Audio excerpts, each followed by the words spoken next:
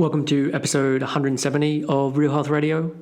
You can find the links talked about as part of this episode at the show notes, which is www.7, so the word all spelled out, SEVEN health.com/170.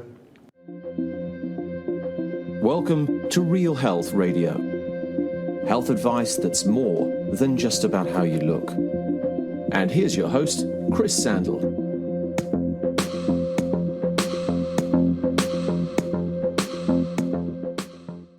Hey everyone, thanks for joining me for another episode of the podcast.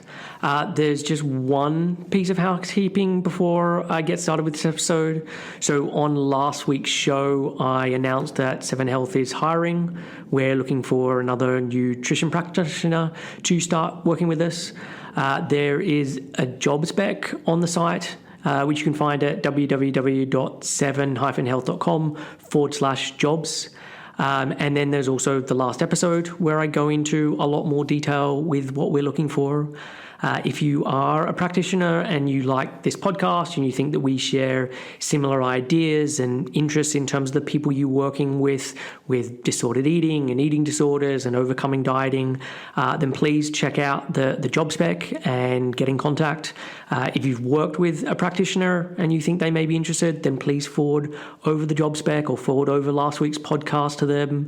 If you follow someone on Instagram or Facebook or listen to someone else's podcast that you like their content and you think they could be interested, then DM them or email them and let them know. If you're a member of a Facebook group and you think there may be someone or many people in there who'd be interested about hearing about this position, then please post a message and link again to either the podcast episode or to the job spec page. And look, thank you in advance for whatever help you can offer. The job application is closing on Friday, the 7th of November. So there's still a bit over a week from when this episode goes out to the closing date. So that's it for the housekeeping. On today's show, it's a guest interview and it's a returning guest. Although during her first episode, it was Kaila Prinz and now it's Kaila Tova.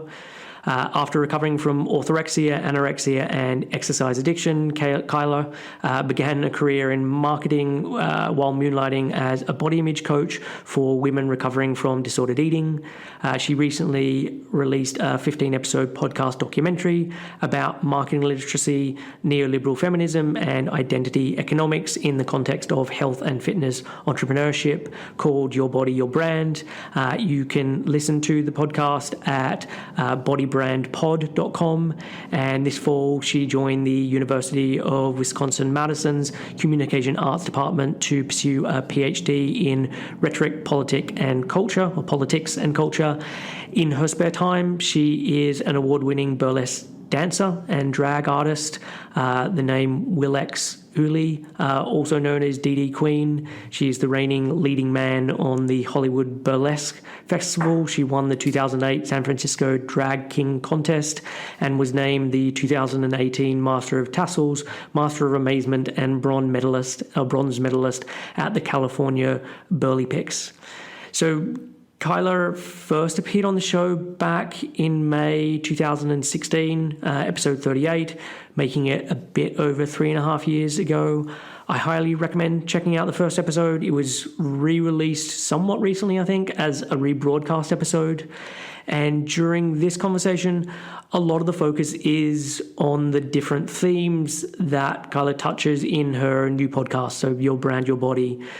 We look at branding and personal branding, especially in the health and fitness space. We chat about the huge uptake in people, particularly women, quitting jobs and wanting to work in the health industry. We talk about entrepreneurship and a lot of the lies that are being told about how easy it is to run your own business and to make money online. And I open up about my own journey with all of this, because I've been in this space running a business for over a decade, and building a successful business has been a real monumental challenge. We also chat about Kaila returning to school to get her PhD and how this all ties in with what she wants to study, as well as what it's like to have an identity online that you realize you no longer believe in, which has happened to Kaila on multiple occasions. So first as a vegan and then later as a proponent of paleo, both ideas and identities that she publicly walked away from. This is probably one of the longest conversations I've had on the show, and we cover a lot of the ground. And just so you're clear, given the content of this episode, I'm definitely not against people having an online business, and I'm definitely not against people working in the health field. I love what I do for a living, and if you're passionate in this area, then by all means follow that passion. But it's just interesting to explore why this is happening en masse in the way that it is, and that the promises being made about the financial freedom and living on your own terms and working from some tropical island are mostly fictional and are the reality for the tiniest fraction of a percentage of people in this field. So with that disclaimer out of the way and this long intro out of the way, let's get on with the show. Here is my conversation with Kaila Tova. Hi, Kaila. Thanks for coming back on the show. It's lovely to be chatting with you again. It is wonderful to chat with you as well. Thank you so much for having me. So you first appeared on the show over 3 years ago. So at that stage, you were a health coach. You were running Finding Our Hunger podcast. I think you'd fairly recently got into burlesque at that stage, or maybe it had been going on longer than I remember. But yeah, what's happened in the last 3 years? If you can sum it up shortly. What's happened? Well, let's see. You're correct. I had just started burlesque. I am now an internationally traveled, award-winning drag king. So I perform all over the country. I have performed outside of the country. I was the 2018 San Francisco Drag King contest winner, and I am currently the reigning leading man of the Hollywood Burlesque Festival. So that was cool. Minor change. I pretty much, it must have been right after we chatted, actually, I left health coaching. And ended the Finding Our Hunger podcast, because not only was it no longer something that I felt like I was doing out of passion. It had become a job, and one that I was not only losing money in, but not actually able to help anyone with anymore. So I left health coaching and started working on a brand new podcast that I think we're going to talk about today. So, and with that decision to walk away from the Finding Our Hunger podcast and to walk away from health coaching, was that a tough decision? And how long were you in that place of ambivalence of like, oh, I don't think this is the right thing to be doing, but I don't know if I do want to walk away? Yeah. So that was a decision. I think around 2015, I started realizing that, I had been a paleo health coach, specifically helping people with eating disorder recovery through paleo, which is not a thing, as I learned.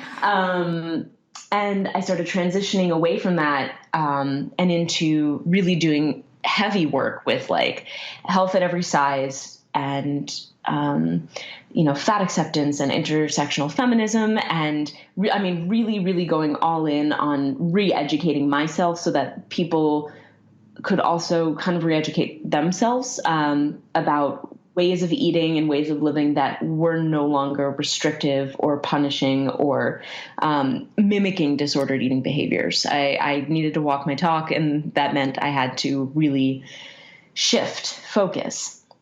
And I loved the clients that I had. Like, I loved doing that work so much because I did see change for them, and that was why I did it. However, I only had a few clients. The amount of work and the amount of time that I was putting into building a business wasn't paying for the work. I was working a full-time job, and then on the weekends, instead of going out and having fun, I was really just like sitting at home writing blog posts and editing podcasts. And I was waking up super early in the morning to record, and like I had no free time. I had no life. And then now that I was doing things like burlesque and I was dating, and I saw how much of my own life I was giving up for the very few dividends that were being returned. Yeah.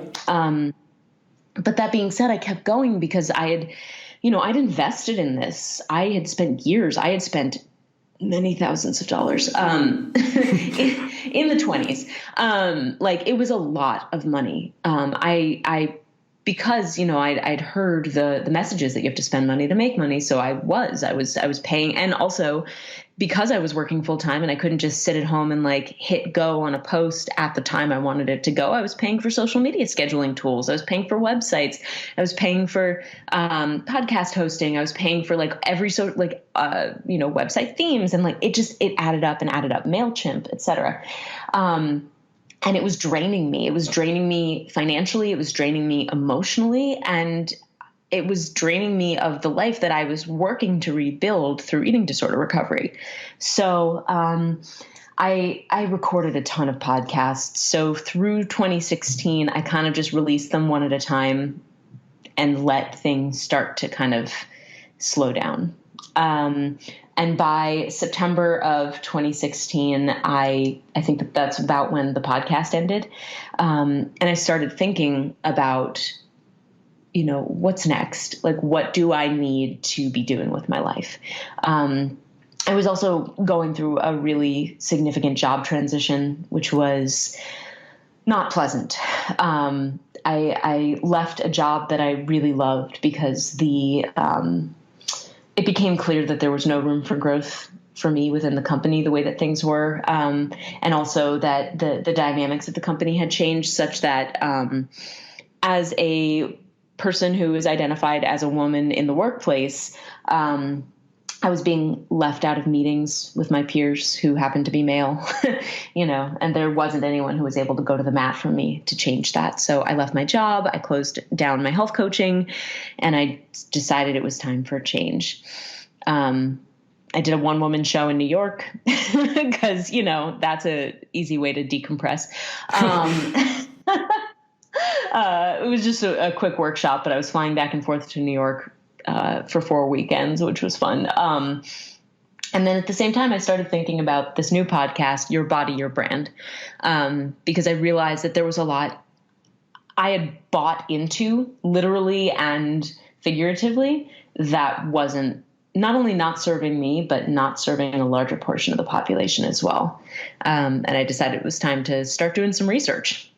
Nice. And so, I want to chat about that podcast, and that is a lot of the reason why we're having this conversation today. But there's just a couple of things I want to cover before we get there. Yeah. Like, first, I don't want to assume that everyone has heard the previous episode that we recorded or knows who you are. So do you want to just give a little brief background or bio on yourself to bring people up to speed? Yeah. Okay. So brief, this is never easy, but, so I developed an eating disorder around the age of 13.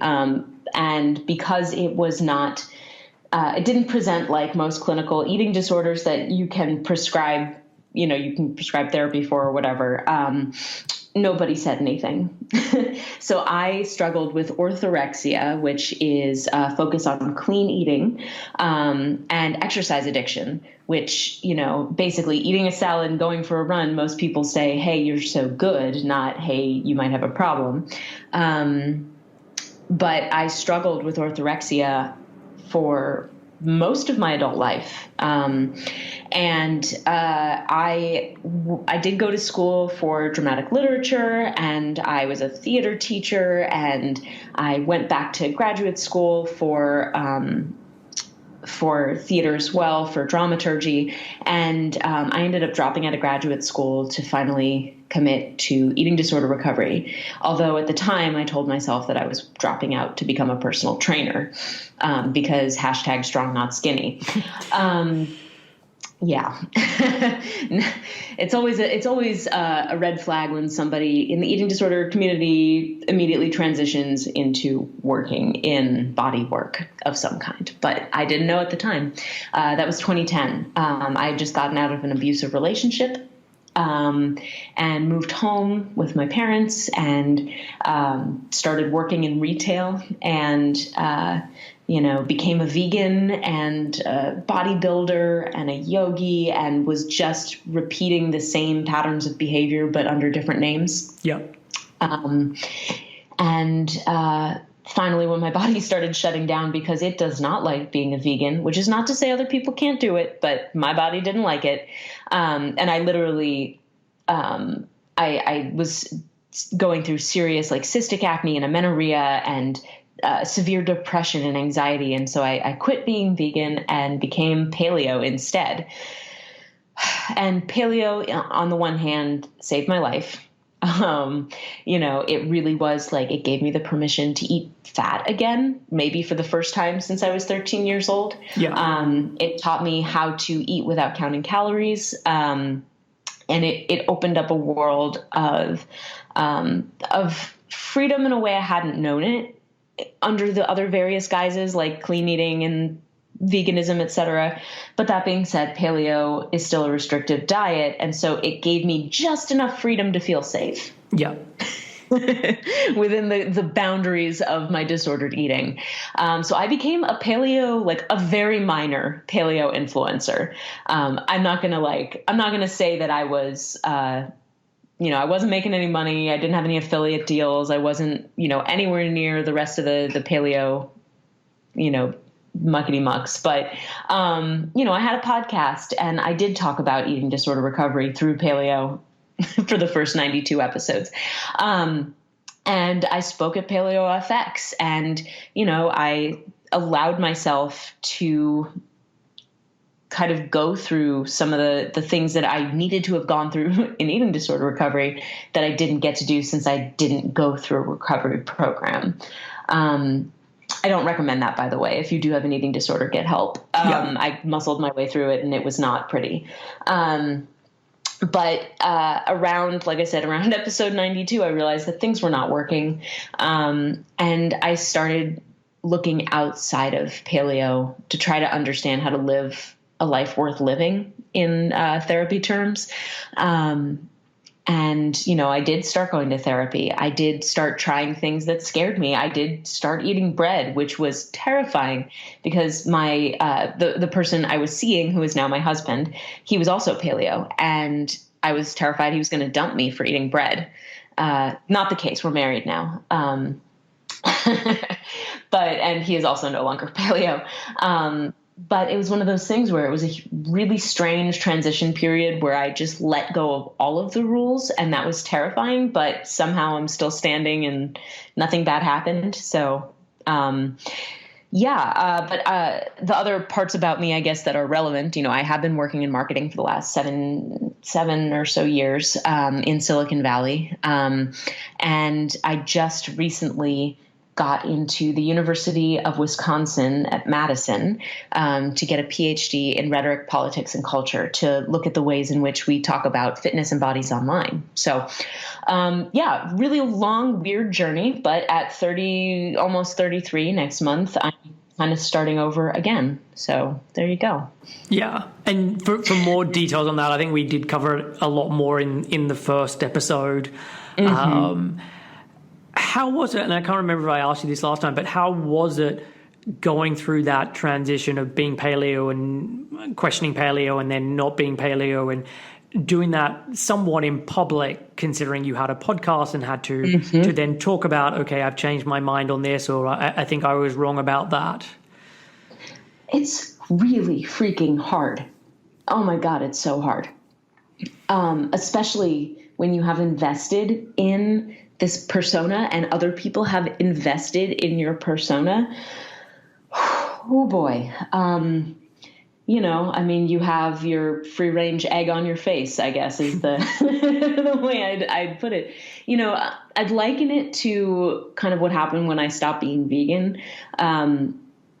I don't know if I told this story on your podcast the first time, but when I was vegan, I was very publicly vegan as well. I had started a cookie company and was like selling vegan cookies, and everyone at my job knew I was vegan, and I was working in retail at the time. So the day that I decided I needed to eat meat again because it was not working, I was on break at my store in the mall, and I brought a can of tuna with me for lunch, which was not a great first reintroduction, like dry tuna out of a can. It's not great, but it felt safe because it was fish. I don't know. It was my brain was not in a good place at the time, but I actually left the break room, hid the can in my bag, and walked to the food court and hid underneath a tree. Like, they have fake trees and stuff in the food court. And like, I hid in a booth in the back underneath a tree, and I opened my can of tuna and tried to eat it without anyone seeing me. And I just cried through the whole thing because I was so ashamed, because I was betraying the person, like the thing that everyone believed me to be, And I went through something very similar with that in paleo, because I just was like, I said all these things about myself. I sold all these things about myself. And now I have to tell people that I was wrong. I did it anyway, though, because I thought it was important enough to not just like disappear. Right. Yep. I owed it to the people who had invested in me, especially the people who were recovering from disordered eating and who had looked to me as an example. I owed it to them to say what I had learned. Because if I was not honest with them, then I could be potentially perpetrating damage. You know what I mean? Like, I could be continuing to hurt people, and that is just that's like goes against my entire nature. So I remember I actually reached out to Alan Levinovitz. He is a professor at James Madison University and also an author who wrote the book The Gluten Lie. And I was like, I read your book, and I think you make some really great points, and I want to talk to you. And his episode is one that for months after I was getting comments on, but that was the one where I kind of came out as I ate bread, I'm still grateful to him for doing that episode with me, because having somebody else there kind of gave me the ability to talk about this. Somebody else who wasn't paleo and was going to be mad at me, if that makes sense. And talking about food myths and the ways in which we believe them kind of let me understand that it wasn't just that I was a bad person and believed something wrongly. It was that there's a reason why I believe these things. And it's really hard sometimes to let go of your beliefs. But also sometimes it's a really good thing to open your mind to other opportunities and possibilities.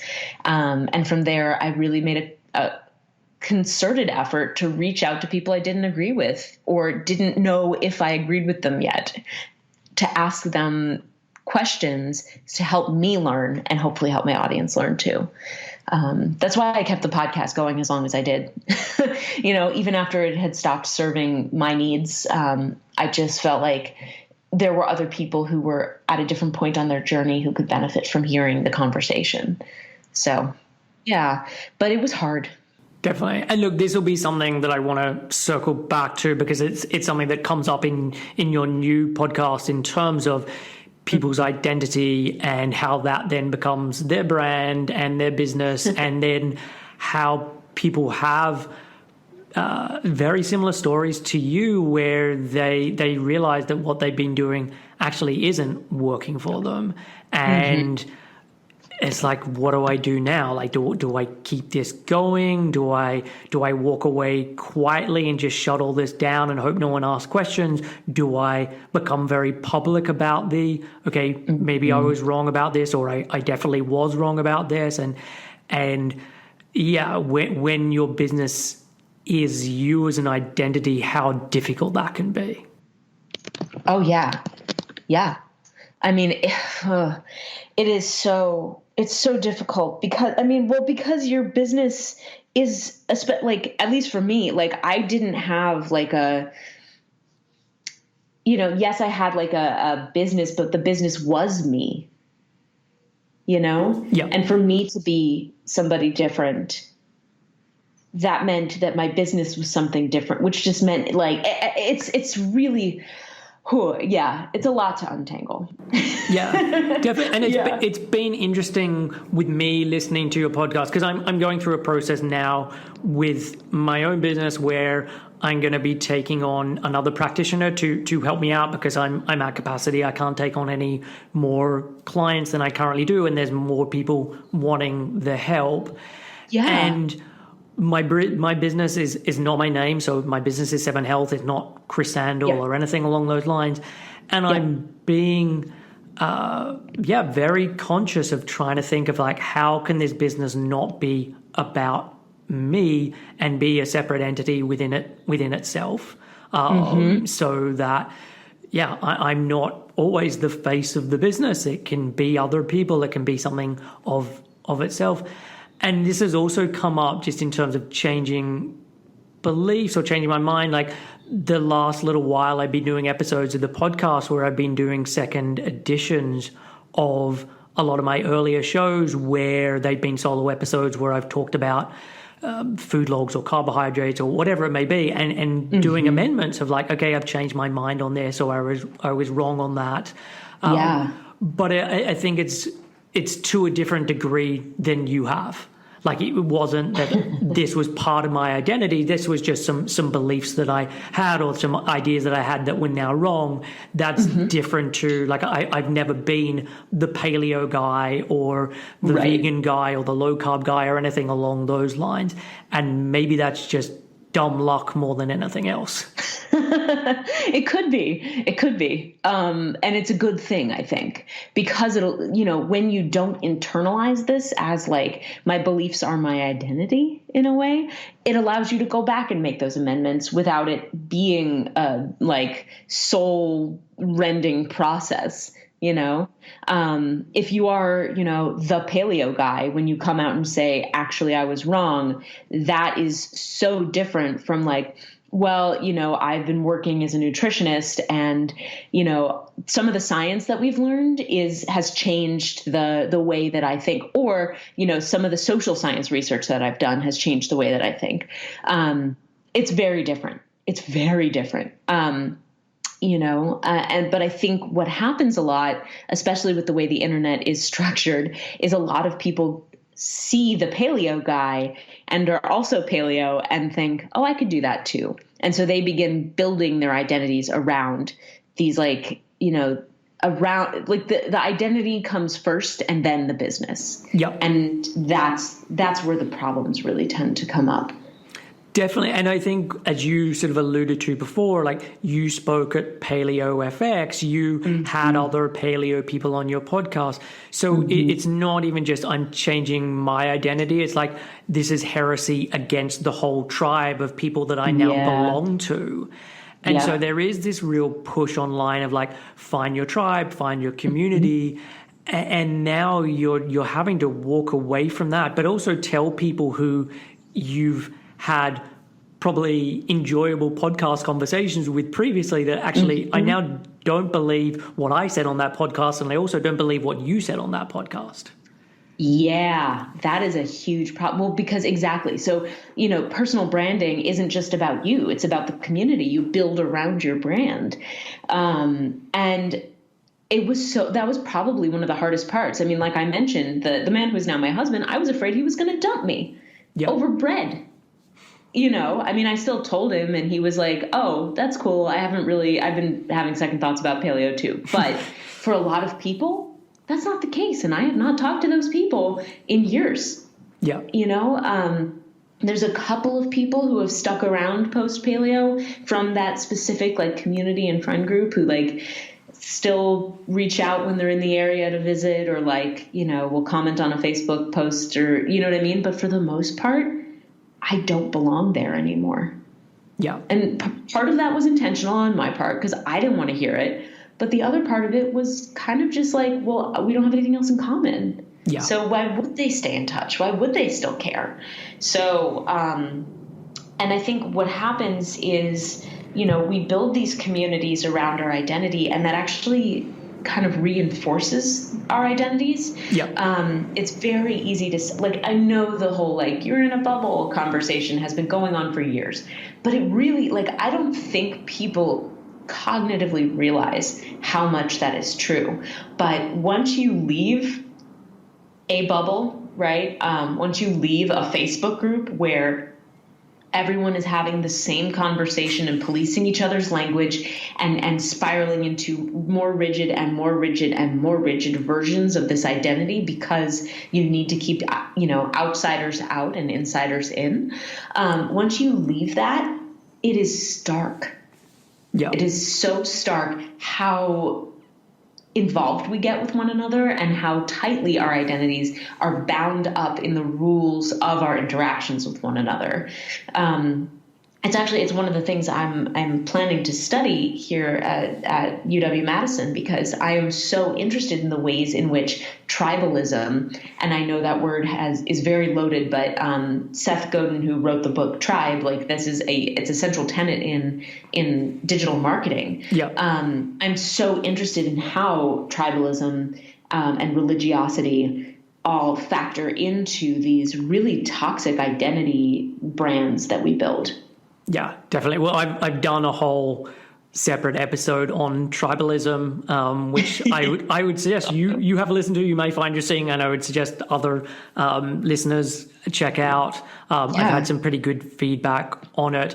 And I think one of the things, we were talking earlier about me not having this identity as part of this, is I think for me what's potentially been easier is that I've never felt like I fitted into a tribe. So I've never become fully enmeshed or fully attached to any one position, because I'm always like, I can see why there's issues with that, or I can see up until this point, but there's these edge cases where that actually just doesn't make sense. And so I've never had then the swell of support of all of these people are always following me and inviting me into their group, because I feel slightly like I don't fit in any group. And as much as that could sound like a negative, I actually think it's a really good positive. And it's probably part of me being fairly introverted, part of me doing a lot of this work just on my own, studying on my own, reading on my own, etc. But it comes with some really good benefits, because I don't often feel like I'm having to push back against anyone within the in-group, because I'm not in the in-group. Yeah. Which is not to say everyone needs to isolate themselves, but I do think that being able to build your own sense of self without relying on other people as the sole arbiter of your identity, I think that can be really, really, really healthy. Yeah. Yeah. And again, just dumb luck is mostly probably the answer for that. Maybe. So tell me more about the PhD that you're starting, and then we can talk more specifically about the podcast. Yeah. Oh, good Lord. How much time do you have? Okay. So oh boy, this was a decision. So I've wanted to be an academic my whole life.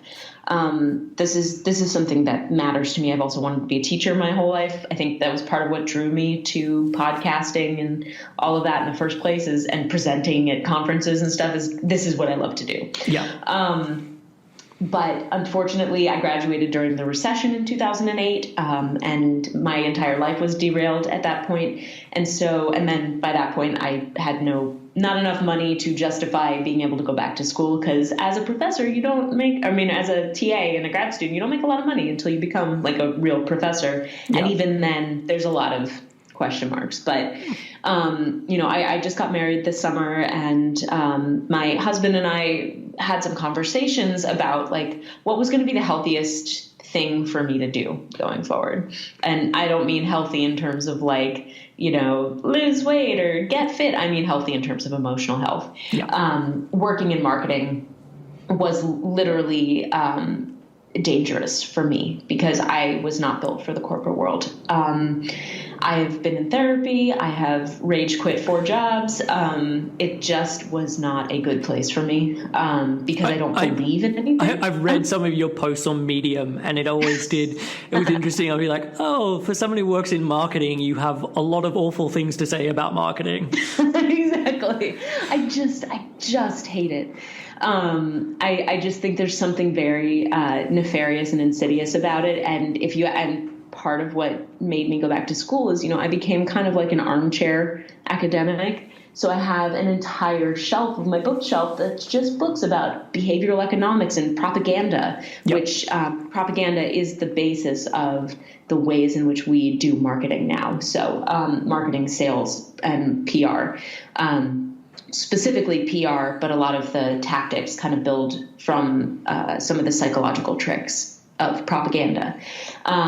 So the more I read those books while I was working in marketing, the more I hated myself for working in marketing. I couldn't do it anymore. So I spent all of last year working on applications and visiting schools and trying to see where the best place to do this work would be. And I got into UW-Madison's Rhetoric, Politics, and Culture program. It's a part of their Department of Communication Arts. They also have, like media and culture studies, which is something that I considered, but a lot of that work tends to be around fandoms and television and things like that, which is not really where I'm looking. I'm mostly looking at the internet. Okay. And I'm interested in rhetoric. I'm interested in looking at the texts that we create, if you will. One of my professors hates the word text. He prefers document, and another professor uses the word artifact, because a text could be a TV show or a social media post or somebody's drag outfit. It just depends on what you're trying to read, if you will, yep. Metaphorically.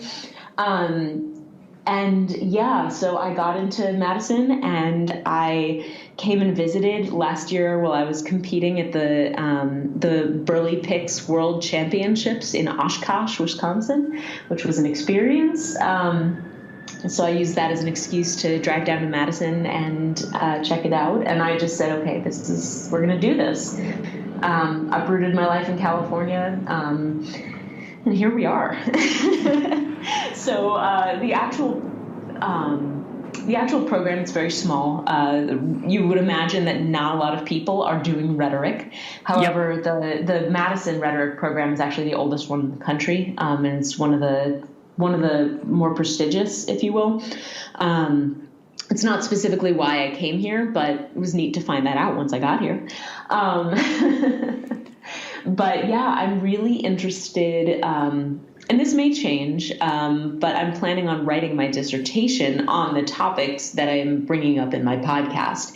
So I'm specifically reading the marketing language that women, specifically female-identifying people, use to target one another and build identity around health and fitness. That said, I'm also doing some stuff with rhetoric and performance around drag, but that's less relevant, I think, to this conversation. Okay. Yeah. And you said that it's kind of an area that maybe not as many people are interested in, but is that, I'm thinking around so much conversation around social media, so much conversation around echo chambers and people getting into silos and all that. Does that, my sense would be there's more interest in this now? Yes. Well, so that's why a lot of people go into media and culture studies. Okay. There's kind of a difference in methodology, I would say, in how an MCS, media and cultural studies student would necessarily read a text versus me as a rhetoric student. Okay. So I'm still kind of, we have these existential debates in class about what even is rhetoric. So I'm still kind of figuring out what I'm doing. But the way I understand it is a lot of people look at a text, and you'll see this online in the ways in which people do hot takes of whatever the thing du jour is. People will look at a text and approach it with whatever cultural critical theory they already have. So I can do a feminist reading of a TV show and pronounce it not feminist because I've come at it from a critical viewpoint as my lens, right? Yeah. As a rhetoric person, I can still have a feminist critical lens and read a text and not see it through, like not see it only through that lens, if that makes sense. I can look at the text and see what is this text actually just on its own, underneath all of the layers of cultural criticism. What is this text doing? And then how does that relate to cultural criticism? And so I'm looking at word usage. I'm looking at the ways in which it's constructed. I'm looking at context. I'm looking at speaker and audience. And, you know, obviously there's a lot of blurry lines because I'm also a feminist. So I'm coming at things from a feminist cultural critical perspective. I'm somewhere in the critical cultural theory that involves structuralism, but also humanism. So, you know, I have kind of a socialist take on things, but that being said, I'm really interested in learning to let texts speak so that I can hear what they're trying to say. If that makes any sense. It does. And I mean, who picks the text that you're going to then make reference to or analyze? Is that you? Because you're the one that's identifying them in this particular setting or place, or is this assigned to you? Oh yeah, no. I mean, especially with a PhD, I get to pick which topics I'm interested in. So, okay. You know, one of the members of the rhetoric program is, I think she's writing about Twitch for her dissertation, like the app Twitch, okay. Or social networking program. So, you know, and then I have another compatriot who is she's studying Harry Styles. Okay. Literally. She's so cool. I love that that's a thing you can do, right? So she's still doing media and culture studies, same with the other member of my program, but they're doing it through a rhetorical lens. There's, you know, somebody doing Cold War rhetoric. You know, I have a professor who does religious vernacular in online forums, you know, so like there's very specific things that everyone is doing, but we pick which text we're looking at. So, and obviously the idea is not to necessarily like cherry pick things to prove a point. It's to look at how texts interact with one another. So what I'm really interested in is online marketing, specifically around health and wellness, which obviously there's a wide open playing field and you do have to pick a narrow, but I think there's enough conversation and enough similar conversation that finding examples of the ways in which we market to one another will not be very difficult. Sure. And do you have an idea of I'm definitely going to do this one, or I'll like specifics in mind? No, not yet. I mean, so the thing about this program, I'm getting both a master's and a PhD. So I have 3 years of coursework, a thesis, and preliminary tests that I have to do before I can even start working on my dissertation. So it's I have 5 years of funding, 3 years of coursework. So hoping I can kind of expedite as much as possible. But right now I'm actually in the phase where they're breaking down everything that I ever thought I knew. And hopefully I'll be rebuilding that in the next couple of years. Yeah. But it's interesting because, you know, on the one hand, you know, I love the idea of doing rhetoric. But on the other, I'm really interested in history and economics. So one of the cool things about this program is they require you to minor as well. So I'm currently taking a class in the history department called Food and Power. And I'm going to be writing a paper about kind of like the modern development of orthorexia, I think. Don't quote me on this. I'll tell you in a couple weeks if this is true. But that's kind of like where I'm looking. And so I'm kind of in the process of trying to think through what texts do I want to look at. And I specifically want to look at healthy living blogs as but like the early stages, like using the Wayback Machine kind of thing to look at healthy living blogs in 2007.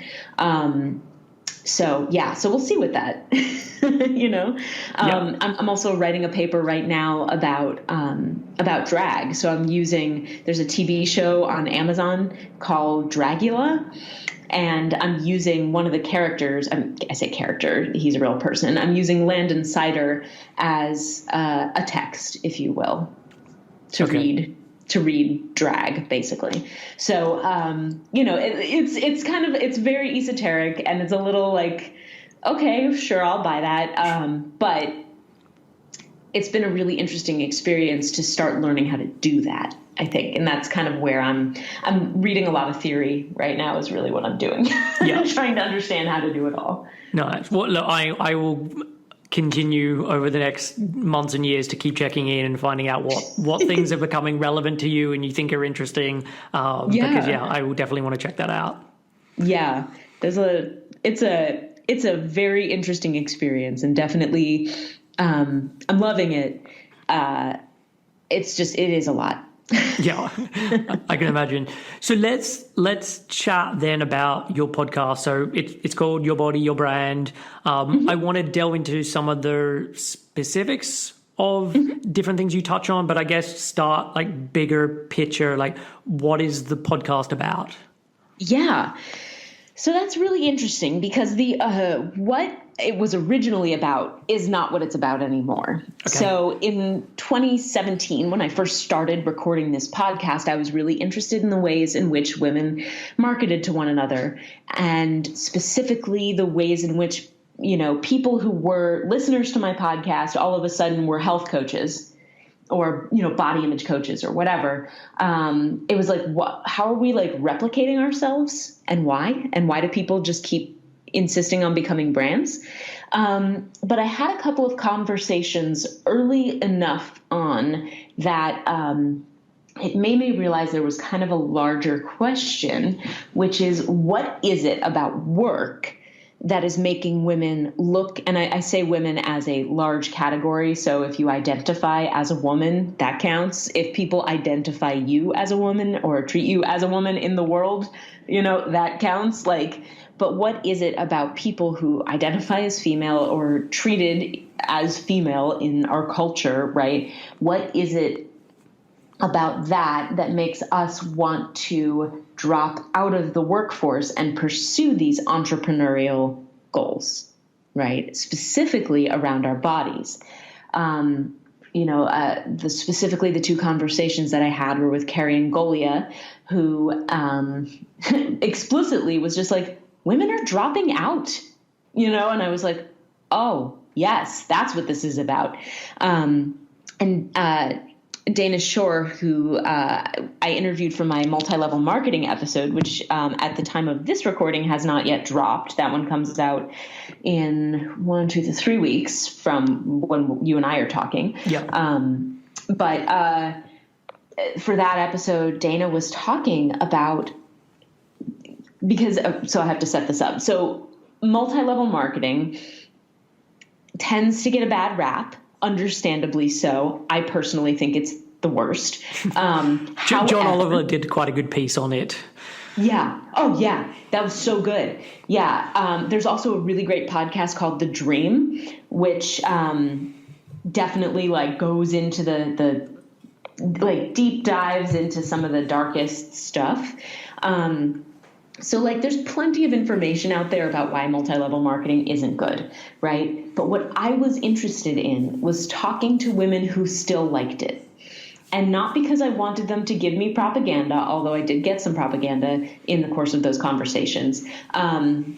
And not so that I could prove that it was good for some people, but rather so that I could understand the motivation for being there and for continuing to believe even when things weren't going as well as maybe they thought it should be, right?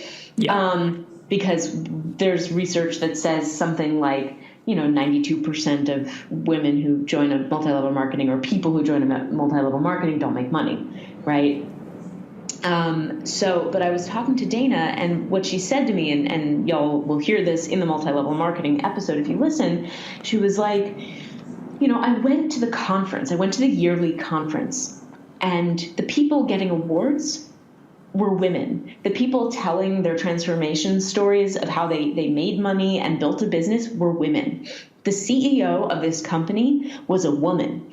And if there were men there, it was because they were there to help their wives build a business. Some of them had even dropped out of their jobs to help their wives. But it wasn't about them, it was about their wives. And she was just like, is this what men feel all the time? And that made me realize that there's something deeper going on, that there is a larger conversation that we need to be having about the nature of work.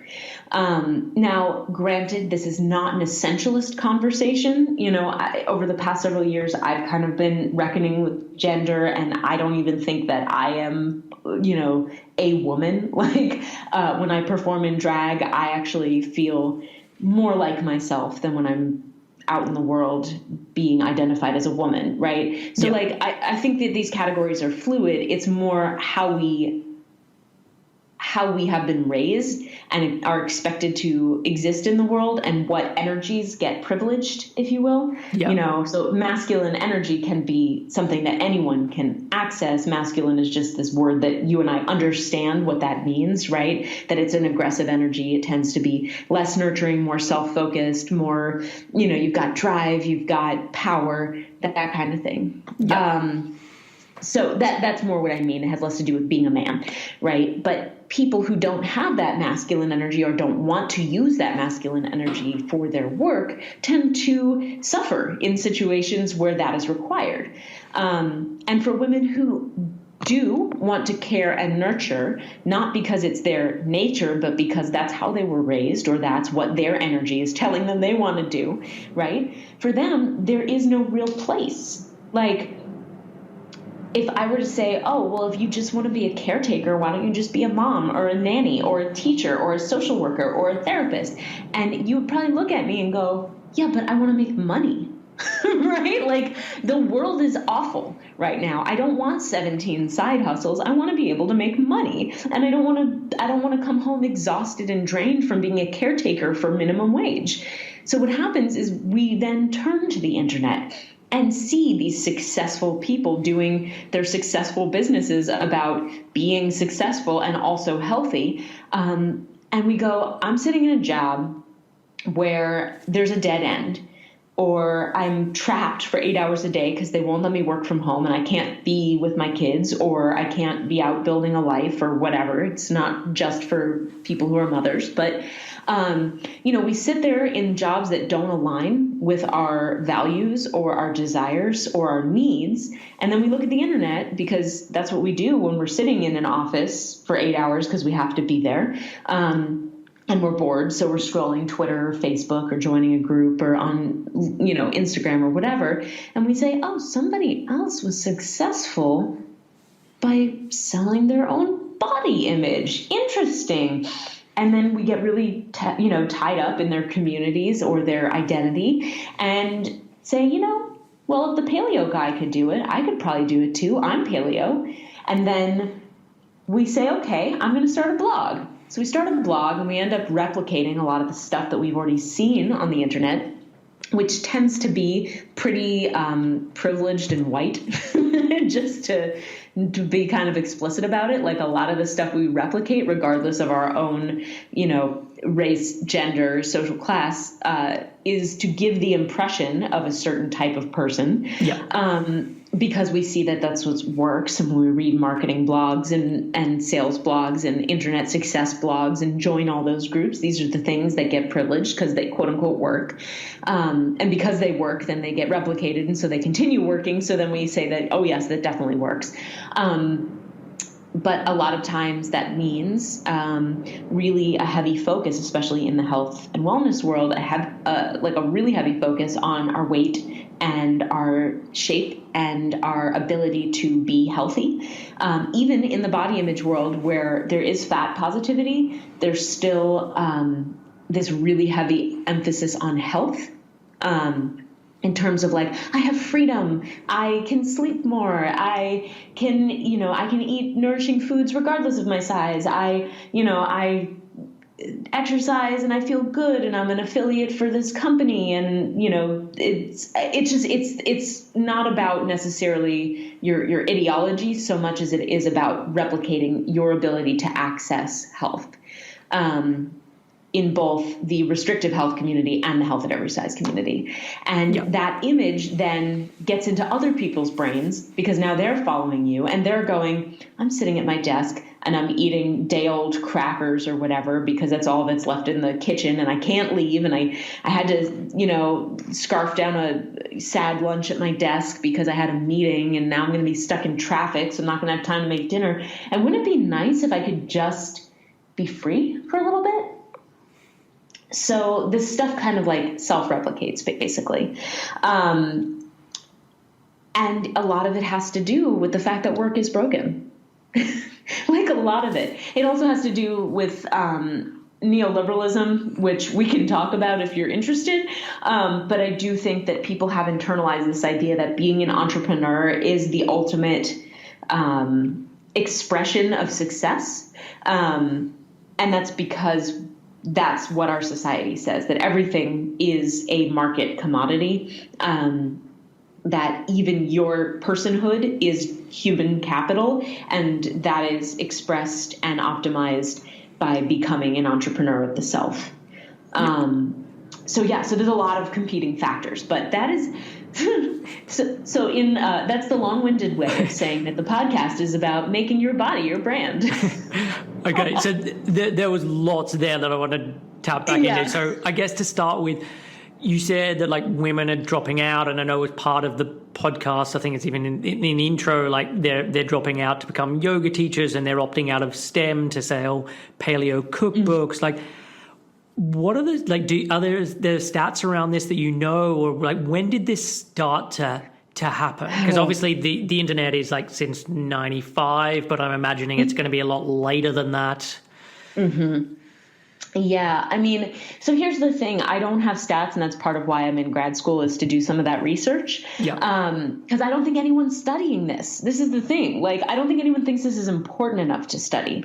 But almost everyone I've talked to has been like, oh, yeah, I have a friend who did that. Yeah. Right? A family member who's a yoga teacher, or, oh, my God, I have a friend who just started a blog, or that was me. I did that, right? Yeah. So in terms of anecdotal evidence, I would say this started sometime around 2007. It was when the Healthy Living blog really started picking up steam. Yeah. And I don't think people were considering dropping out necessarily at that point. They weren't looking at this as a business. This was, it was for fun. It was something that was community building, accountability maybe for a lot of these health bloggers.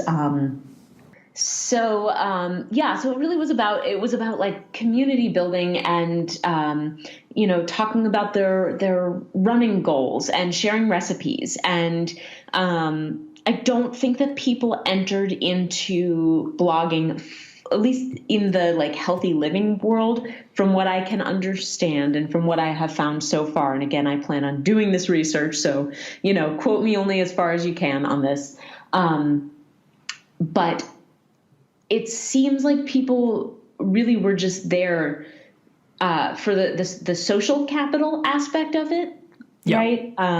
So getting validation and accountability for their workouts and their recipes and their diets and things like that. And I think what happened is that advertisers saw the growth in social capital and capitalized on it. So you started to see a lot of affiliate posts, and people were getting, yelled at for selling out because, I'll send you this box of protein bars and just review that as one of your posts. Because, I'll be honest, I started following these blogs I started reading blogs like daily in 2005. And I can say that by like 2008, that was when I really started seeing like the affiliate posts and the marketing, and people were starting to consolidate brands, right? These went from like simple WordPress websites into fully owned domains. They went from basic design to like consciously, chosen colors, things like that, which doesn't seem like a big deal, but it is. Yeah. Well, because I also remember for me, like I finished studying in 2008 and then had my first website at either end of 2008 and beginning of 2009.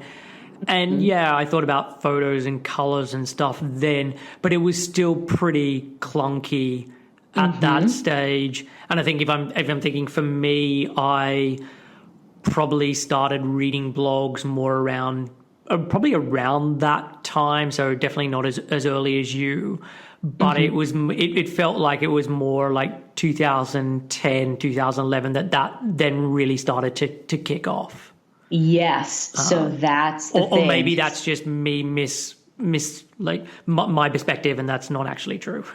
No, I think you're absolutely right. So by 2010, 2011, that was when the internet really became the internet, that at least the foundation for the internet that we know today. Yeah. It's funny to think about it because it was such a short time ago, but how much things have changed since then. But by 2012, I would say that was really the moment when I first started hearing the word personal brand come about. Yeah.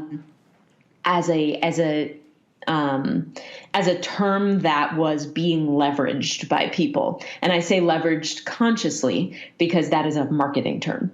And actually 2012 was when I started working in marketing. That was 2012. And, I was writing blog posts about why it's important to merge your personal and professional brand for this company that I was working for. And I didn't know. I thought that was a great idea. I think it's the moment when we really started hearing things like lean in as well. So this was kind of a tipping point for what Catherine Rottenberg, who's a professor in the UK, what she calls neoliberal feminism. And we talk about it on episode 10 of my podcast. It really, like, things kind of accelerated after, like, I'd say between 2008, 2010 to set the stage for the 2012 tipping point. And again, a lot of this is anecdotal, and I've got a lot of research ahead of me so that I can either prove or disprove this. But I really think that there was a point when people started seeing their blog as a way to monetize. And once they did, it was kind of like, this is over for all of us, And then, of course, then the gig economy became a thing. And people began looking at blogs specifically as a way to monetize first. Yeah. So the idea of being able to make money with your blog was the first thought. And the second thought was, and I could write about my body, right? Or I could write about my workouts, and I can write about whatever. There's always that idea lurking in the back of your mind, like, oh, well, it's super easy. I've seen other people do it. And there's a bunch of free tools and I can just get started today. Yeah. That's not the case. I mean, yes, you can just get started today, but like, it's a lot harder than that to make money. Yes. Well, it's a lot easier to get started, but that doesn't mean you're going to make any money. Exactly. And so, I want to talk about the sort of entrepreneurship side of it, but just let's come back to the brand part. So what is brand, or what is personal brand? I know these may seem like obvious questions, but I'd like to kind of just drill down and get your perspective on them. Yeah. Okay. So a brand, I mean, when we think about it in terms of like advertising and marketing, right? We think about corporations. The brand is the way that you recognize and differentiate a company from another company. So think about like their logo, or a certain commercial, or a feeling that you get when you think about insert brand here, right? Like Coca-Cola. What things do you think about? Like you think about the script lettering on their cans, right? The red and white. That to me is kind of like their That's the first thing I think about, right? You think about McDonald's, right? The golden arches. So like the brand may be something visual. It may be something audio. It may be some like larger concept that you think about. Like when I think about Southwest Airlines, for example, I think about how I get to sit wherever I want and they have really good customer service, right? That's just what I know about them. So the brand is something that you both own and is also created by your audience. A brand is something that you can consciously work to cultivate. At the same time, if you screw it up, you do something real terrible, that's what you get remembered for. So that goes into the brand building as well. Does that make sense? Yeah, definitely. I was thinking Yuval Noah Harari, I know in Sapiens, he talks about brand and how humans are able to come up with a concept like this in the way that no other animal is, and it's kind of led to both the benefits of civilization and also some of its demise. Yeah, for sure. I mean, branding is essentially it's a modern day way of signaling identity and building community, right? Yeah. Like that's really what it is. It's just that it's the corporatized version of it. Yeah. Now, we live in a world that has consciously and unconsciously internalized the idea of human capital. So here's my here's my critical socialist side coming on out, but basically, we look at ourselves as money-making machines, optimizing our own personal potential to work, right? Yeah. This starts in very young age, at least for my generation, and I know the generations that have come after me because all of my students have anxiety right now.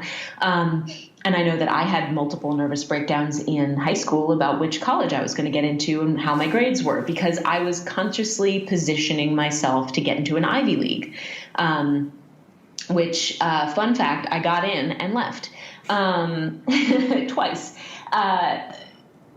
because for me, it was about I have to get the right grades. I have to be able to make the most money and make the most impact and not only win the most likely to succeed award in high school, which I did, but also do that succeeding. I'm still not there yet.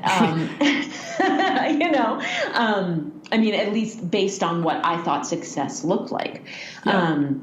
But that's what we're doing is we're constantly optimizing ourselves in order to be able to earn more money, whether or not we're thinking that's what we're doing. But we've internalized this concept of being human capital.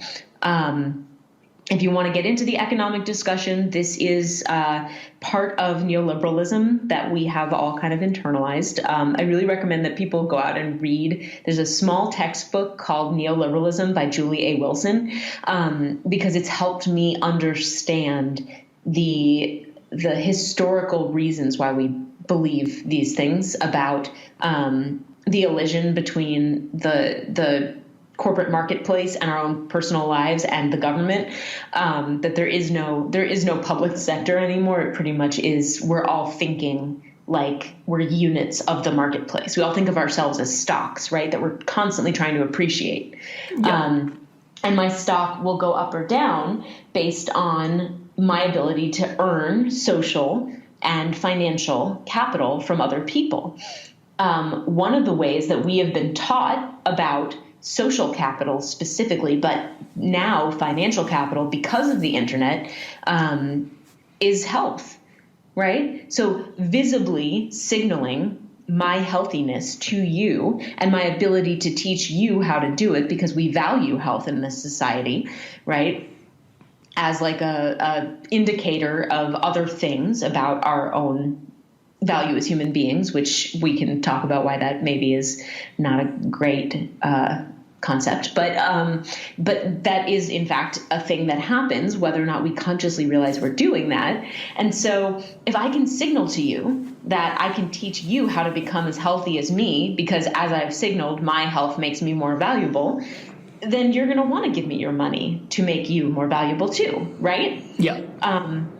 So that's kind of what's happened in terms of the reasons why we might have been moving towards branding. Now, the internet has literally like given us the ability to build brands in ways that were not available to all of us before, right? Now that we can each build a personal website and create a Facebook profile or Twitter or a LinkedIn or a Instagram or whatever, now that we can consciously curate ourselves in the same way that a brand like McDonald's or Coca-Cola would do, we can choose our colors, right?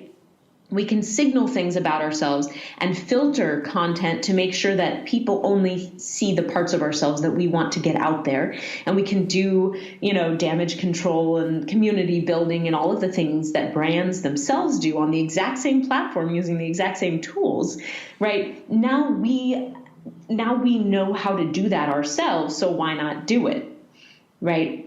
And so then, of course, the concepts of branding have now been folded into our corporate system as well. So now you have to have a personal brand because otherwise you can't get hired for a job. So now you're required to do this. So now we're all thinking about it. And now, so it gets to a point where like we've internalized it so much in the past, 9 years or whatever, almost 10 years since 2010, that it just seems like, well, of course, isn't that what you're supposed to do?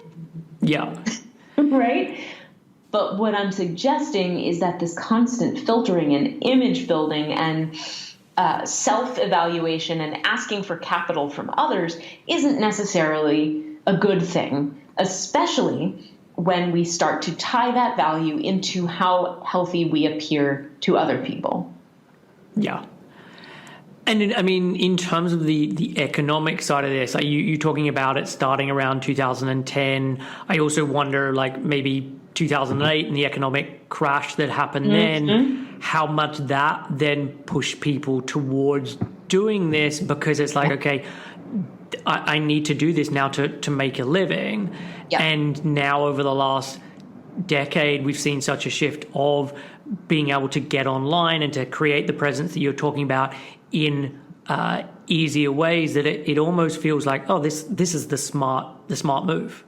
Absolutely. And so I interviewed Rachel O'Neill, who at the time I believe was a fellow at the London School of Economics, and she's also doing her research on healthy living bloggers. And she and I were discussing how precarity has really been a huge factor in this, because you're absolutely right. After the recession, getting a job wasn't just like not a guarantee. It was like real hard. The gig economy over the last couple of years has, of course, picked up steam because these companies that have shot up around that time have gained, a lot more notoriety and accessibility and better technology. But for a lot of people, jobs, real, quote unquote, real jobs with real security and long-term potential don't exist anymore. I think for a lot of companies in the recovery after the recession, they started looking to contingent labor because they couldn't afford to have long-term investment in employees. So everybody is contingent now, and even employees who have quote unquote long-term employment, they're not expected to stay because there's actually no there's some studies and stuff that if you stay in a job for more than 2 years, you actually limit your potential for salary growth. So it's just like, so people are job hopping. Companies don't want to invest in people because they know they're going to job hop. And so everybody is contingent, and also housing. And I'm speaking from somebody who was living in California for the last 7 years, almost 8 years. We can't afford housing. Our wages aren't rising to meet the demands. Like I had to leave we had a really cute duplex, one house in, connected to another, in Mountain View. It wasn't even the nice part of Mountain View. It was on the border of Sunnyvale. Anyone who lives in California will know this, but and I say California, anyone who lives in the Bay Area will know what I'm talking about. But it wasn't like the Google area of Mountain View. You know what I mean? which is fine. I loved where we lived. We had a little park. It was perfect. My dog was happy. I was happy. My partner was happy. And then they raised our rent to $3,200 a month. Wow. And even with dual income, that's not possible. Like, for a 2-bedroom, 1-bath, very small house, like, yes, we were near a freeway, but like $3,200 a month, you know? So we left. And if people who are making good salaries, as we were, can't do it, who can? You know, so of course you need a side hustle. Of course you need to be thinking about ways in which you can make money online. So now we're pushing people into this, and there are people who got in early and or learned how to growth hack, who are being successful at this, or who have been working for years to build this kind of thing. And there's a lot of people jumping in going, no, this is going to be quick. It's going to be easy because the internet told me it was. And it floods the market. Now there's a million people who are health coaches, and they're all selling the same thing, but they're told, well, it doesn't matter if you're selling the same product because what you're really selling is you. You're selling your brand, you know, and no one can do it just the way you do, which is complete BS. But anyway, of course, no one can do it the way you do. But if you're selling the exact same thing as the coach you bought it from, like, do we need your services? You know, the market is just flooded, and now nobody's making any money. Like, part of the reason why I had to leave health coaching is because, you know, I started doing body image coaching, and then a whole bunch of people who had huge audiences who were doing health coaching were like, I think I'm also going to do body image coaching. And then so they brought their huge audiences with them. So there wasn't any audience growth for me. And then all of their audience members and my audience members were like, I could do this too. And then they all started doing it. So now we're all offering ourselves, selling the same thing to each other, and nobody needs it. It's almost like multi-level marketing at that point, you know?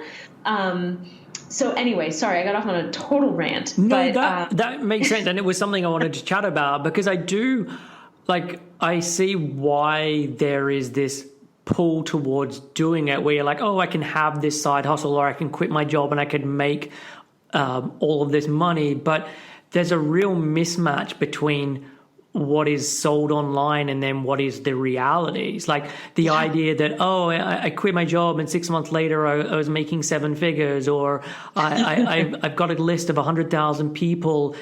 Like, do I think that never happens? No, I think it does, but it's like the tiniest percentage of people where that really happens, and for everyone else it is a complete struggle. And it's been interesting when I was putting together the questions and thinking about this, like thinking about my own business. So I started, like you, I finished school in 2008, so starting in 2009, so like terrible time to be starting a business, especially over here. I, for the first 3 or 4 of those years, was still having to do a job. I think I quit my job in 2011, and then within 3 months, like, realized that was a mistake, and I couldn't make it work. And then it took me another 3 months to find a part-time job. And then I did that for another 18 months before I was then able to quit that and do this full time.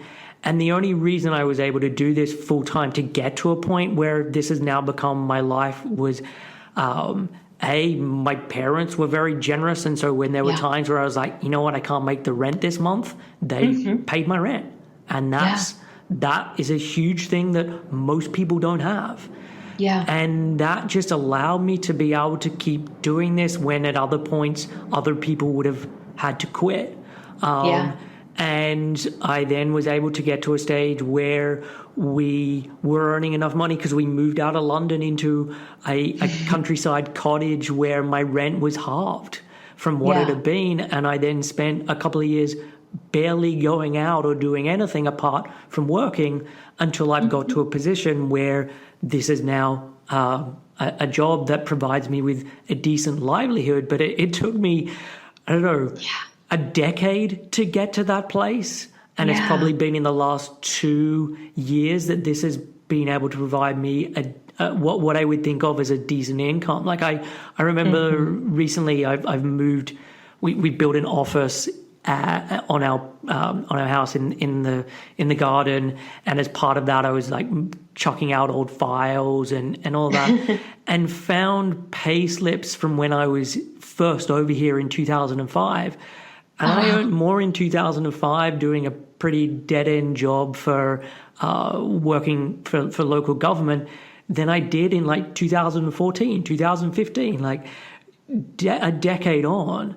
And so, yeah, I really do want to dispel the myth of like, this is some lucrative job that if you're not making huge amounts of money in a year or 2 years that you're doing something wrong. Like, I still don't know why I've been able to do what I've been able to do.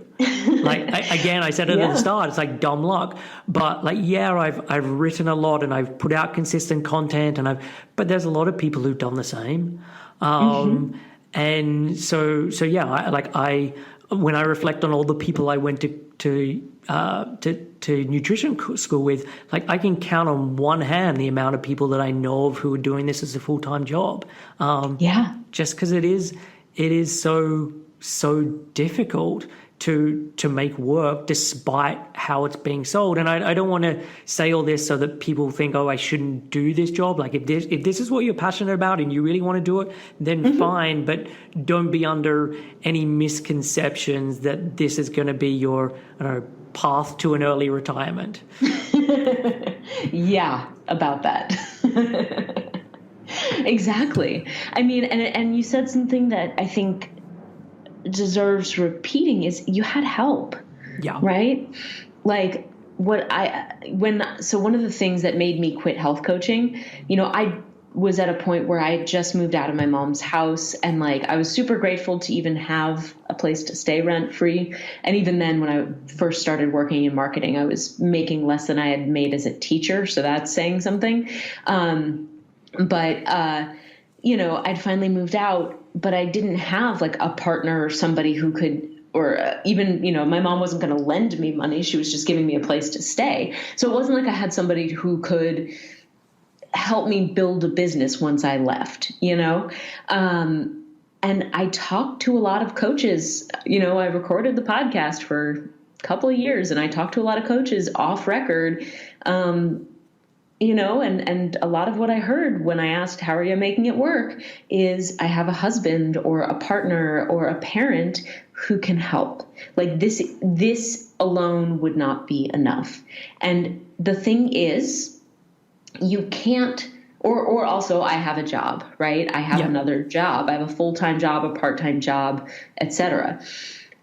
And the thing is, when we show our businesses as our brands online, we conceal that because we want people to think that we're successful so that they'll work with us, right? It's not about being dishonest or untruthful or deceptive, right? I don't want to suggest that is a thing. It's about image building and brand building. Yeah. And there's just something to be said for seeing somebody who is already successful and going, I want to work with them. It's a human impulse, right? Like, of course you want to see somebody being successful. You don't want to work with someone who's not successful. Of course, right? That's psychology. Like, and I know that part of why I struggled is because I was honest about the fact that I wasn't successful. I was still building and working and struggling really hard. I have the same problem in burlesque and drag. Like, I am successful. I'm a title holder. I've done a ton of festivals. People respect my art. And at the same time, I'm not making any money. Yeah. I tried to produce a show and I couldn't get people to show up. Everybody online clicked like when I said I was doing it, and they were like, tell me when it is. And then I did. And then, I could barely fill a theater because people didn't show up. And it's a struggle. Yeah. And it's funny because then there's you want to be authentic in branding, but it's like, okay, be authentic, but not about those parts. Yeah. Yeah. Well, that's the thing, is authenticity isn't what we say it is anymore. Authenticity is staged. I don't care how authentic you are online. I don't care how much of your body you're showing online or how many times you post about yourself crying because you're having a panic attack. Every single choice you make about what you post online limits your authenticity because it's a choice about what to post online. Yeah. That, it's not a indictment on anyone who does this. I post a lot online. And I make conscious choices, sometimes bad choices, about what to post online, right? Like it's just a fact. On the podcast, I actually interviewed Sarah Bene-Weiser, who is she's the head of the Department of Communications at the London School of Economics. She was at the University of Southern California before that. She's a feminist media critic and absolutely brilliant. She has a book called Authenticity. And it's just all about it's a critical study. So, if you don't want to read about like affect and like a whole bunch of scholarly terms, it's maybe not for you, but I'd recommend it anyway. It's on the reading list on my website. Cool. And I will put all the things that you made reference to in the show notes for this podcast. Yeah. Oh, for sure. Thank you. But it's so good because I think it's a critical understanding. It's authentic TM, the politics of ambivalence in a brand culture. And it's about branding. It's about self-branding. And this again was written a while ago. So she's, talked about potentially updating it for today. But I do think that it's worth reading to understand how all authenticity is performative once it becomes enfolded into a brand. Which is it's just a fact. And when you recognize that, you can work within it a little bit more holistically, I think. It drives me crazy when people are using their authentic stories of overcoming mental health or eating disorder or, insert your whatever thing here to talk about whatever it is they want to sell.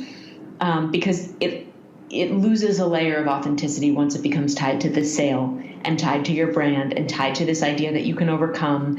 And sometimes authenticity looks like failure and not the kind of failure that's like leveraged to continue selling you, but the kind that is just failure or that doesn't have a clear Instagram caption tied to it. Sometimes there is some ambivalence about whether things are good or bad or helpful or not.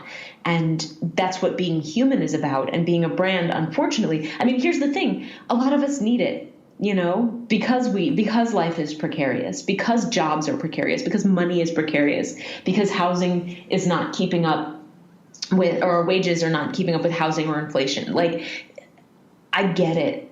And we've also internalized this for the last 10 plus years that this is the only way to make things work. From my perspective, there's a systems thing that needs to be changed, like on a systemic level and not just something that we tweet about, but like actual systems change, which requires activism and government interference. And I don't mean coup, like no coups, please. I mean like becoming a politician and like doing that work or becoming a lobbyist or, whatever it is you have to do. People who have that kind of skill or leverage, go for it. But you know what I'm saying? Like things have to be changed from a policy level, and just us taking like that personal initiative to be, it's not just about being slightly more authentic and slightly more human on the internet on an individual level. Like there's that part of the awareness, but then there's also like a systems change that we have to, like an entire mindset shift that we have to do on a like social level as well. Yeah, definitely. And so I know we've chatted a lot about the sort of entrepreneurship side of it or the economic side of it, but not as much on the kind of the body part of a brand and the wellness side of things. So let's kind of start to chat a bit more about that side of things. So I'm going to leave that sort of open and you can go in whatever direction and then I can ask questions off the back. Yeah. Well, it's funny. And you and I were talking about this a little bit before we started recording, but I've found it really interesting that people are resonating most with the conversation about body before brand in my podcast, which is called Your Body, Your Brand, right? People are most interested in hearing about, health at every size and fat phobia and the ways in which selling wellness is not so great and maybe less interested in me going on a rant about neoliberal feminism, which is understandable. But I do think that the body part of it is particularly interesting because even though there are other kinds of gigs, right, and other kinds of brands, people are selling business stuff and relationship advice and all kinds of other things on the internet. They're not just selling wellness. But I find wellness to be a particularly ripe area for case study because of the ways in which we tie value to our bodies. Because of the ways in which wellness is so prioritized in our culture. And it's interesting because I know that right now the zeitgeist is really like leaning heavily towards fat acceptance and health at every size. But even a few years ago, that wasn't the case. And I don't know what it'll be in the next few years, but I do know that wellness seems to be one of those things that is perennial and won't really go away. Yeah. And it will then just shift. So it was clean eating. Now it's wellness through keto or carnivore or whatever. And it will just pop up in different ways or different guises, but it's still about health as a kind of as a moral thing that you need to do, or that like looking after your body, and how I can teach you how to do that. Like it's the same thing, but we're just using different words or creating different demons as part of it. Yeah. And, it's actually really interesting. So I mentioned I'm taking a class called Food and Power in the history department right now. And we just read a book called The Organic Prophet, written by Andrew Case, who I am like going to reach out to and be like, thank you for writing this book.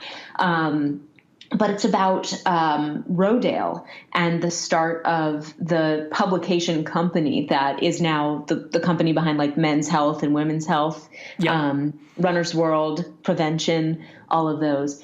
But it's so funny because reading that book made me realize, all of the stuff that like I rail against on the internet, like all of the quote unquote health nut sort of like conversations about, it's almost like it's not quite anti-science. It's like anti-doctor, but using science to prove the points that I want to prove kind of deal. Yep. That's been going on since like 1942, maybe earlier. It's just that people were doing it and by writing into letters to the editor and forming small health clubs in their communities based on the stuff they read in this one magazine. And now it's happening at scale here through the internet and more globally.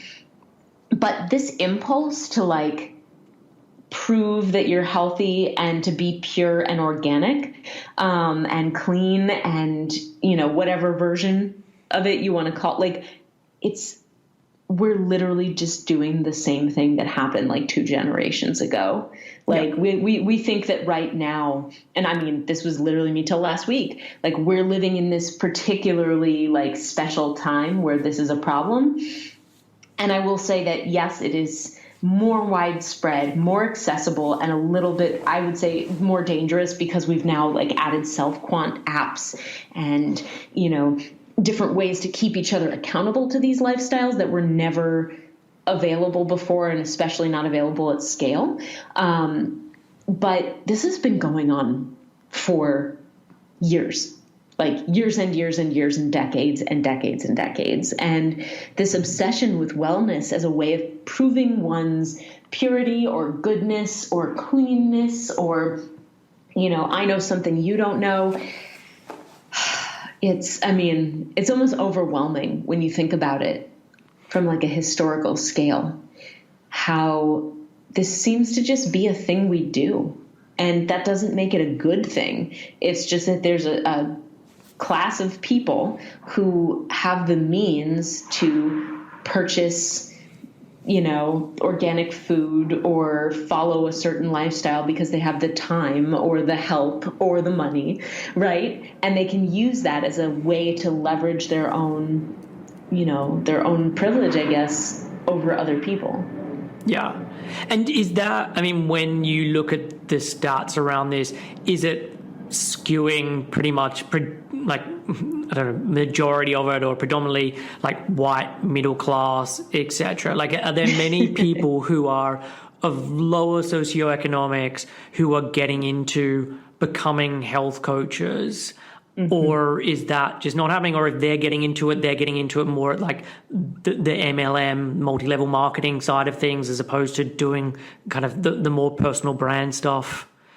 I think so. That's a really great question.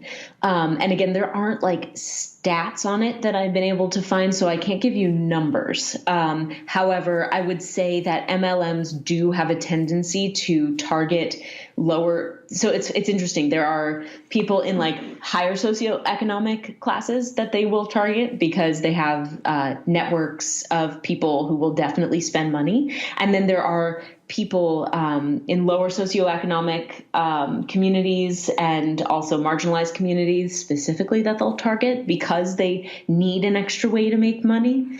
I'm trying to remember which podcast I heard this on, but they were discussing specifically in like Latinx communities how MLM becomes this really dangerous an insidious scourge that comes in and takes advantage of people. It's covered. So there's a documentary called Betting on Zero, which so someone, I can't remember, I'm going to probably mess up what I'm going to say here, but someone bought a whole heap of stock or some kind of stock. I don't know how you do it, but basically Herbalife, right? With Herbalife, yeah. Basically, if they then crash and the company goes under, the person who had bought this derivative or whatever it is, then make a huge amount of money off of that. And so they then created this documentary about how bad Herbalife was and how it was hurting so many people. And there was like a real focus as part of that on sort of Latin communities and how they had been sort of just done over by Herbalife. Yeah, no, for sure. And Herbalife is like one of the worst offenders. You know, I'm especially the diet MLMs. God, they're just so bad. So when you think about health coaching, there's like no stats on this that I've been able to find because it is such a weird and dispersed, and it's because it's not through a company, so they're not reporting on their their finances or their membership or anything to keep the FTC at bay, right? I don't know how to do that work except to do kind of like a meta-analysis of the internet, which seems like it's going to be a big job. But what happens is a lot of what gets replicated is middle-class whiteness. On my podcast, I did my best to reach out to women of color and to queer people to hear kind of what their experiences with this were. And their stories are all pretty similar, right. In terms of like, this didn't work, but I thought it was going to. It's awful because I think, for people who are really like struggling, like in food deserts and stuff like that, I don't think that this sort of like health coaching thing even crosses their mind as this is the next logical step. But I do think for people who are lower middle class, seeing middle and upper middle class people who are modeling this version of success seems like a good way to get to the middle or upper middle class, which is doubly exploitative if you are then pouring money in, right? Spend money to make money. If you're pouring money in to build a business with very little chance of doing it quick and in a way that will provide you with a real return on investment, especially if you don't have help. Part of what I'm interested in doing for future seasons of my podcast is talking to people, because unfortunately, since I don't think there's an easy way to do a meta-analysis of the internet, and my area of focus is not communication science, so it's less data-driven and more critique and analysis-driven. I am, however, interested in doing ethnography and understanding this from the level of story, from the level of lived experience. So while it's not like a broad pronouncement, like everyone in a lower socioeconomic class doesn't do this and does it this way, I'm more interested in hearing how this actually affects people. So if there are any listeners who, I don't really care what class you're from or what your heritage is or whatever. I'm just interested in talking to anyone who is willing to talk to me about this. I want to hear people's stories. I want to hear both the successes and the failures. And I want to hear the ways in which this can be exploitative, not just financially, but also emotionally. How businesses take over people's lives, how the promises from business coaches fall through, right? Because I think what happens is a lot of us get trapped in this idea that if it fails, it's my fault, which in some instances, of course, right? Like sometimes you screw up and you don't do the right things or whatever. Sure, of course, I'm not going to say that any failure is never your fault, but I think there's this idea that if this magic prescription doesn't work, and this is the same thing for both business and wellness, by the way, if this magic prescription doesn't work for you the way it did for me as your coach, then it must be your fault. Yeah. You did it wrong. I'm correct that this will work. So if you don't succeed, whether it's at weight loss or at curing your autoimmune disease or becoming a faster runner or getting into the CrossFit games or starting a health coaching business, if you don't succeed the way I succeeded because I've set this arbitrary standard of success, then it just must be your fault. Because like I've worked with other people and they've made it work. So why can't you do it? Yeah. And I think part of where I see you pointing the podcast towards and why you think it's such a problem is because what's being sold to people is like pretty much disordered eating. And so like I think it'd be one thing if you're like, you know what, I think what these people are selling is really good and really beneficial, and on the whole it's doing a really good job. Yeah, we could have chats around the economics and that not everyone's going to survive and that's a problem, but it would be less of an issue. But when you're like, but I don't believe any of what they're selling, then I think that's also a big part of it. Yeah. Actually, episode 5 of the podcast, which is out now, it is all about that, because I think part of the problem is that with this health coaching thing is that it also allows people with eating disorders to mask their disorder by being called healthy, and having people give them social capital for that quote unquote health. And also, kind of like being able to say, well, if other people have given me capital, then it must be that I'm not sick. Right. Yeah. So they're masking their eating disorder by being called healthy the way I did. Right. For 13 years. Right. I'm like mad that nobody, kicked me in the shins and said, quit it, when I was like, oh, no, I can't have XYZ food because XYZ reason. That was all made up rules. But anyway, so there's that side of it. And then also, a lot of these behaviors that we've just internalized as healthy for years are disordered to begin with, and they reinforce disordered behavior, dieting behavior, restricting behavior, specifically elimination diet style eating, which, like Whole30, all of that, keto, intermittent fasting, any of those things reinforce disordered behavior in people who do not have eating disorders. And so even if they are not mentally ill in the same way that somebody who, receives a diagnosis of anorexia and it requires some kind of intervention, even if they're not necessarily mentally ill, the behavior is reinforced as healthy. And so they continue practicing it, even though it may be actually emotionally and physically damaging to them. Yeah. Yeah, as you're talking about this, I keep thinking of there's like the Father John Misty lyric of like, how's this for irony? The idea of being free is a prison of beliefs. Yeah. Oh my God, yes, that's exactly what it is. Episode 6 is called A Cage with the Bars Labeled Freedom. And that was a quote from Pace Smith, who's featured on the episode. And Pace is a pathfinding coach, and we were discussing brand as a cage with the bars labeled freedom. But I mean, even as we discussed, almost 2 hours ago when we were talking about me being paleo, that was the first time I felt free to eat in years, since I was a child, basically.